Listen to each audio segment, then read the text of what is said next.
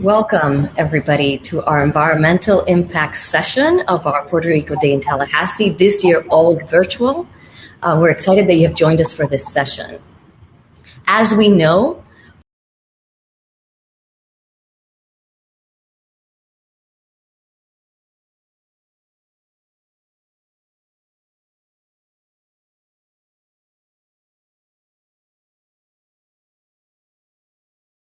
beauty, its waterways, and in many ways, anything that impacts our Florida natural resources, impacts our economy, impacts our communities, impacts what happens. For the Puerto Rican community in particular, as they faced one of the most devastating hurricanes in history, a Category 5 Hurricane Maria, it impacted our families and friends on the island, and it also impacted the mobilization of people that got away from damage and destruction. And many came here to our state in Florida. So whether in Puerto Rico, whether in Florida, environmental resources, climate change and its impacts have played a role in our lives, will continue to play a role in our lives. And the intention of this panel is to make those connections between when our environmental resources are impacted, how it impacts our community, how it impacts the state, and what is happening in the legislative session this year to do something about those things, or maybe not. And that is what we're going to discuss today. So with us, I'm going to briefly introduce our panelists today. Yoka Arditi Rocha is the Executive Director of the CLEO Institute, nonprofit dedicated to climate crisis education and advocacy, and they are based in South Florida. Clayton Lewis Ferrara, Executive Director of Ideas for Us. They create global environmental solutions through local action, and they are based in Central Florida. We also have Representative Demi Busara Cabrera, representative from Florida House District 114. Among her committee assignments is the Environmental and Agriculture and Flooding Subcommittee and the Agriculture and Natural Resources Appropriations Subcommittee, topics that are relevant to this panel. My name is Frances Colon. I'm a scientist by training. I'm also the Vice President of the Puerto Rican Leadership Council of South Florida. And I'm really, really excited to have you all here. We have two video greetings from representatives in the Capitol, and I'm going to share with you a video greeting specifically from Senator Linda Stewart.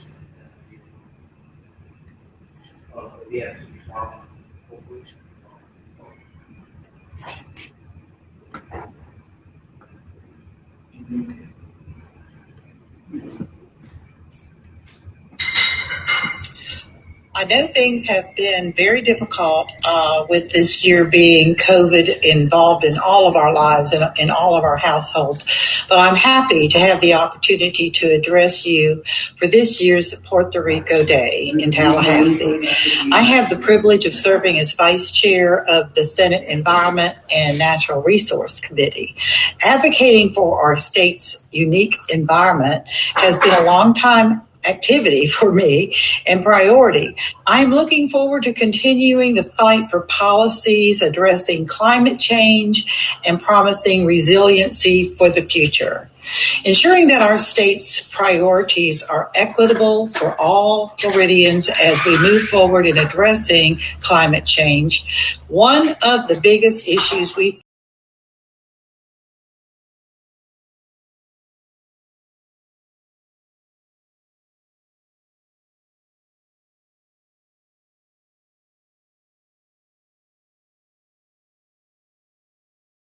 We'll have a video greeting from Representative Ana Escamani. Hi, this is Ana Escamani, State House Representative for District 47, the Florida Legislature, representing the City of Orlando, Winter Park, Belle Isle, and Edgewood. And I am so thrilled to be one of the first that gets to welcome you to Puerto Rican Day at the Capitol.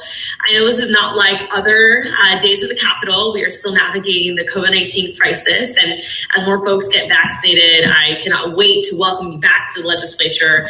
We are almost there, but of course we know that COVID-19 has demonstrated to us all of the systematic problems that we have to work together to fix. And that's part of why you are advocates, because you see problems in your community and you want to do something about it. I'm proud to say that throughout this past year, our office has been working 24/7 to get folks through COVID-19, whether it was securing access to more testing and PPE, or looking towards dealing with the affordable housing crisis, keeping folks with roofs over their head, while also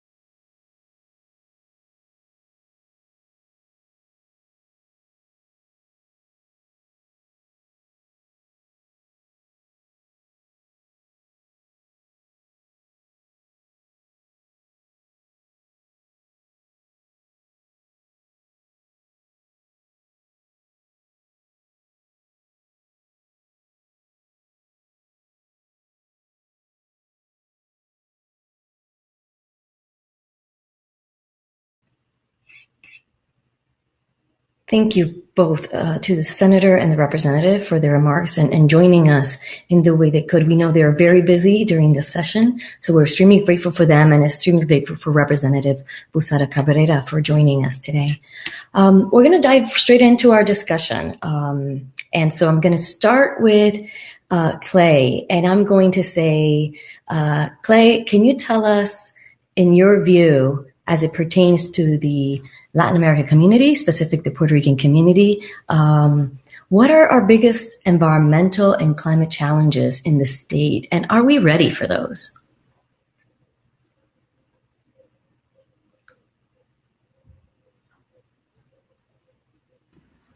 Of course, I had to be the one on mute. Thank you. Let me just start by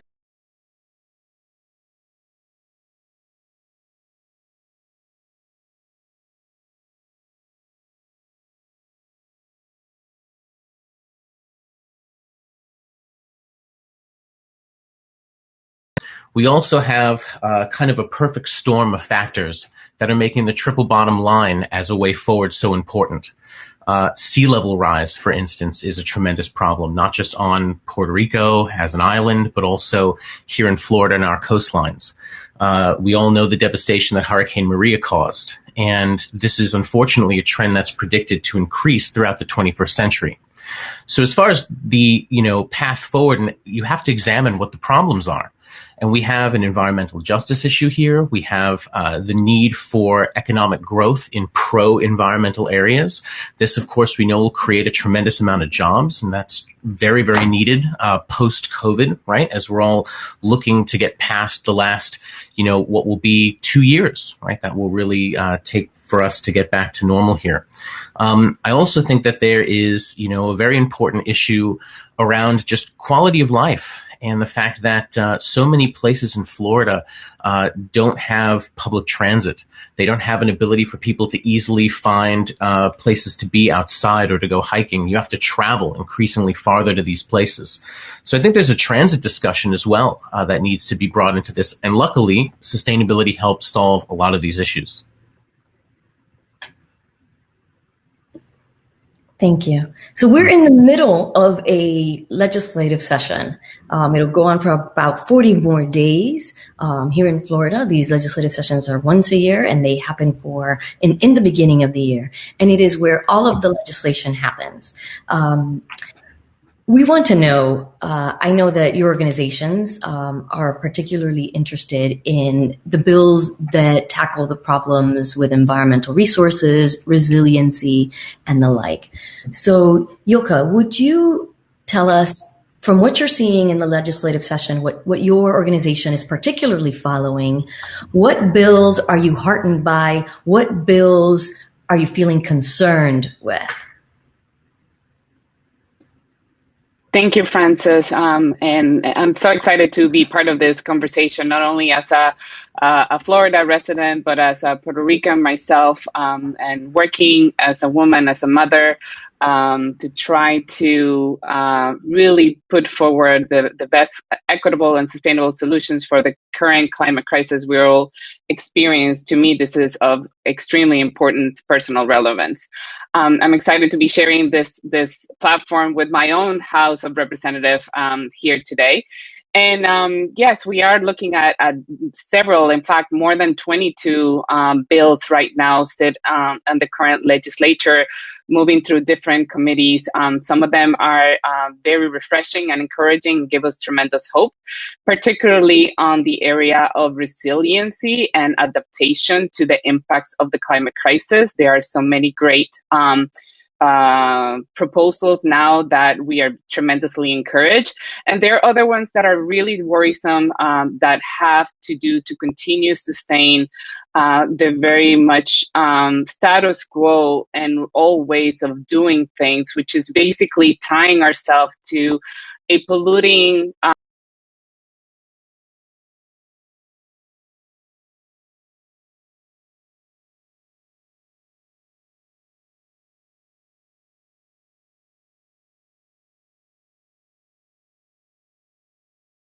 of going the 100% renewable, clean, non-polluted energy, like the city of Orlando, for example. So those are very worrisome to us, but there are definitely other ones that are really, really encouraging that we're applauding and hoping and cheering for.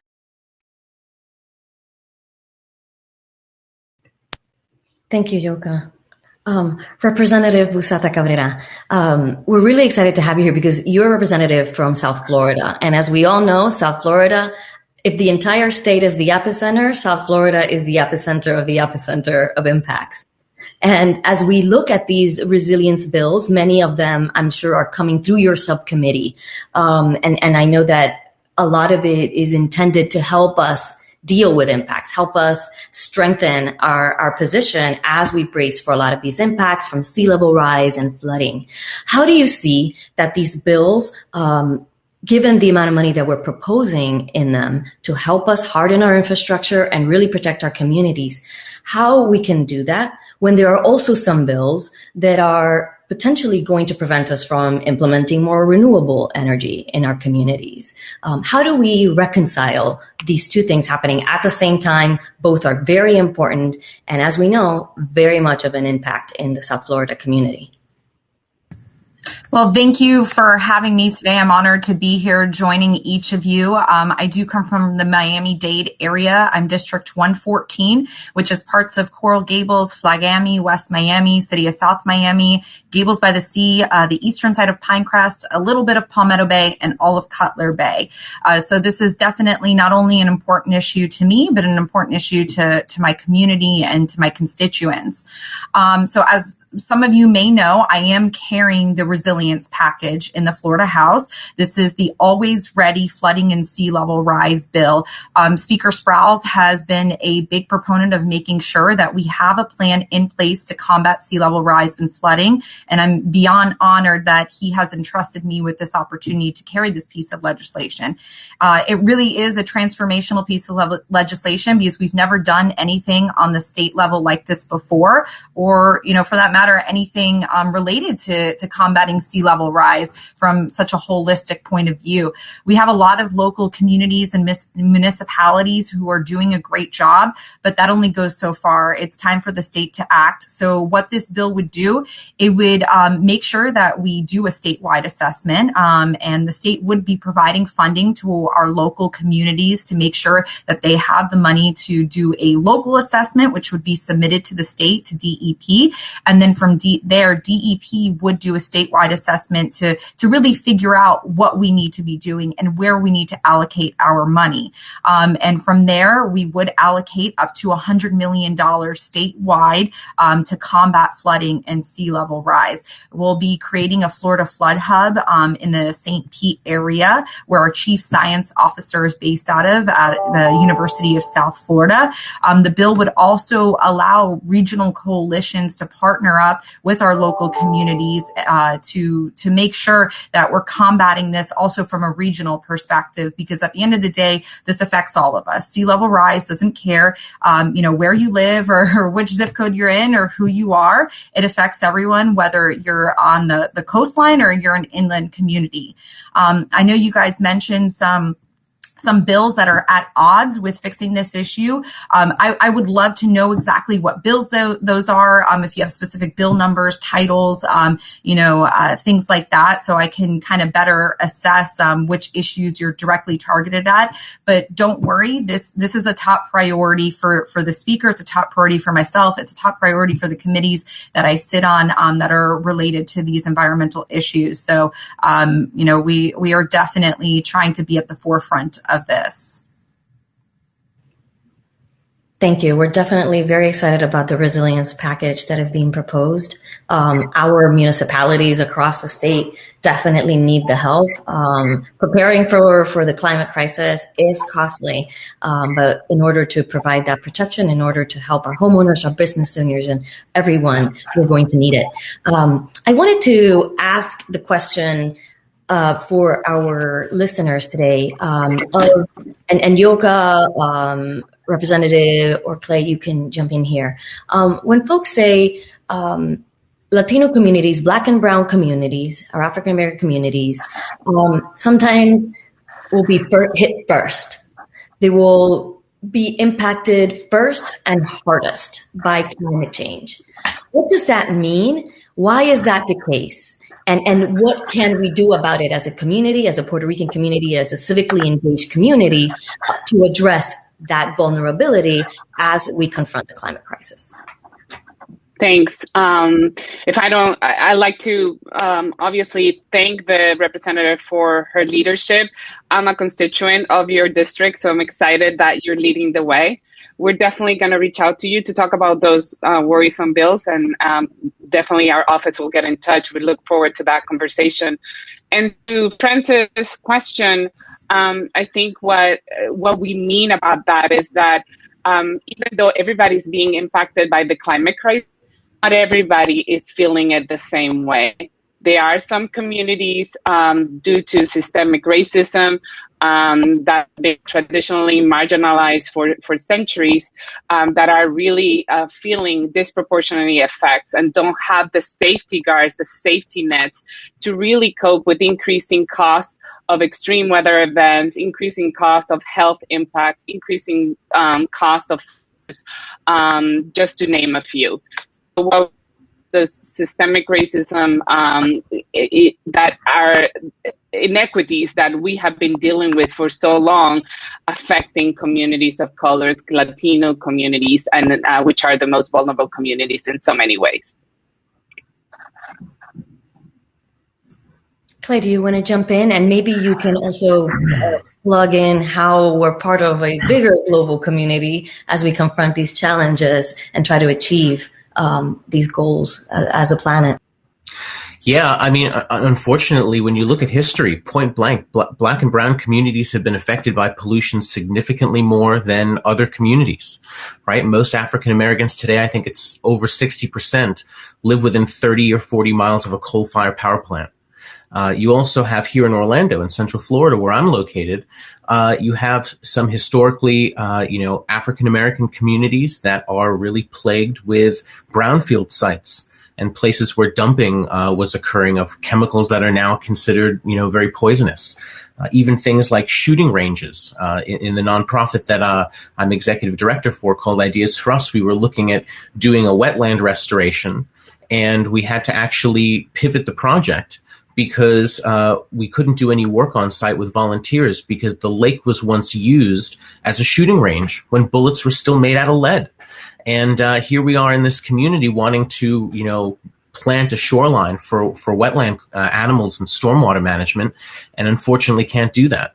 So, you have a big environmental aspect, and I think that connects us to many people around the world. When you look at, who the big polluters are, right? They're countries with very large populations, right? The United States and Russia, China, India, right? There are massive income gaps, massive equity gaps. You even have some remnants of a caste system, certainly with China and how they, structure their different types of labor. You have some people that are really feeling the effects of this environmental damage and working with things that are poisonous and outlawed in many other countries. So there's definitely a solidarity there between us. It comes down to better environmental laws, of course, in the United States, fighting for cleanups of communities. Two of the biggest things anyone can do to help the environment and advance their community is really, getting trash out of the environment and planting more native trees and plants. That kind of duality of those two things does a tremendous bit to help against everything from sea level rise to climate change to bringing carbon out of the atmosphere. So there's more things we can do than maybe meets the eye. Thank you for those ideas, especially because we have a lot of organizations represented here in the participants for our event that I know are engaging the community, are always coming up with action days to make that connection for our community between the impacts of climate, our natural resources, our health, and our well-being. So I have a question here in the chat. I'm going to ask the representative. As you know, here in South Florida, we have tremendous construction happening quite a bit everywhere.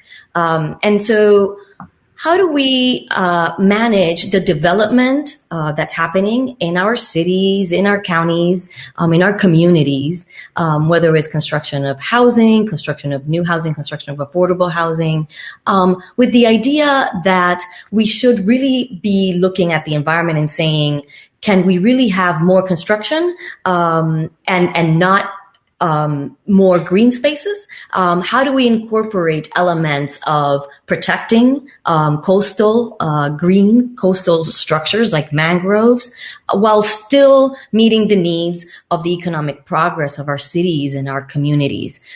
Is there anything that can be done? How should we address this? Is this something we address in the Florida legislature? Is this something we address at the municipal level? What is that gap between maybe runaway construction, as some are seeing, and the need to really tend to our natural resources? Well, that is a great question. And actually, there was a bill last year by Representative Vance Lupus that passed. He is from the Miami-Dade area. His district borders mine. He's a House District 115. And this bill was directly targeted to construction and building projects and looking at, making sure that we do a study and look at the effects before the project is initiated to see what the environmental impacts are. So I think that was an amazing start to kind of tackling this issue. But on top of it, I think Bill HB 7019, the Always Ready package that, I'm putting forward looks at this from a holistic viewpoint by doing a statewide assessment. So I think part of the problem is that because we've never looked at it from a holistic view and done a statewide assessment, we haven't really pinpointed or targeted where and how we need to spend our resources and what issues we need to focus on and fix to make sure that, we are tackling this issue and actually resolving it and doing what we can from a state level. I know we've talked a lot about, what needs to happen on the national level, what needs to happen globally, but, right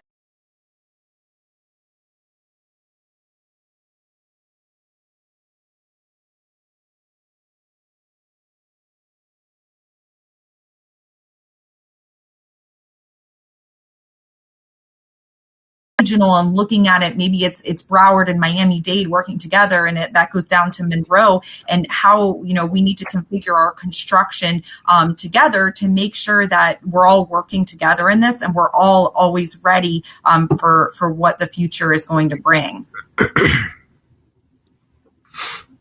Thank you, Representative. Yoka, I'm gonna pick on you because of a comment you made in the chat. Use your superpowers, power of your voice, vote, and purse. Can you tell our participants for Puerto Rico Day in Tallahassee today what that means and how they use those superpowers?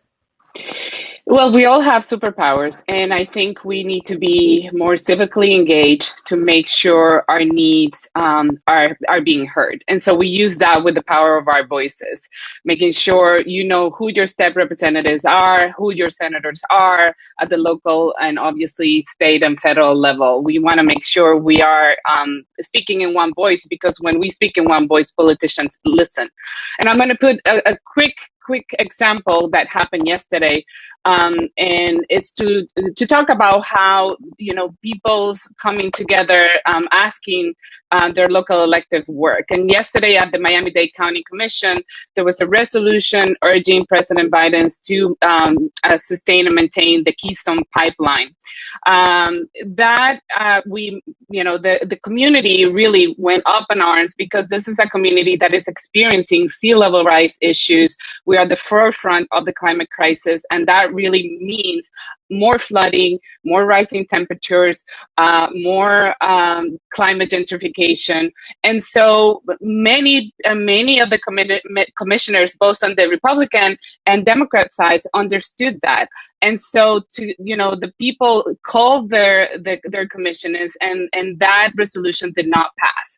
So that's a clear example of how people can be heard. And sometimes it's a matter of making sure we meet people where they are, make making sure they understand the connection. Some people think, I am not being impacted by the climate crisis right now. I may be in the future, but the reality is we're all being impacted. In fact, a poll came out yesterday that 75% of Floridians believe we are impacted by the climate crisis, and they also believe that their government, the local, state, and federal government is not doing enough. So this is a relevant issue for all of us, and so we all need to be part of that with the powers of our voices, with the powers of our vote, making sure we elect elected officials like Representative Cabrera, who will be putting forward the kind of holistic solutions we need to get our cities future ready.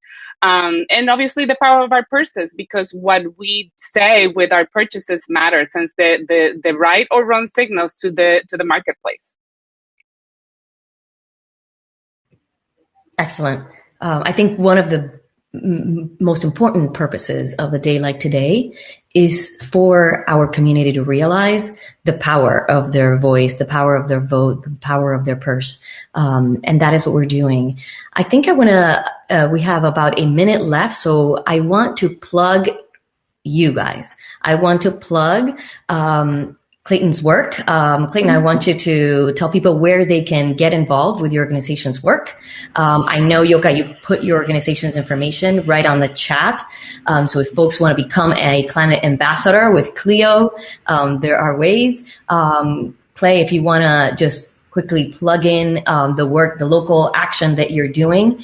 And Representative, maybe if you could take a couple of seconds to say, if people want to reach out, if people want to make their views on these bills and environmental challenges known, what is the best way for them to do that with the actual decision makers like you that are in Tallahassee? So Clay, with you, and then we'll end with Representative.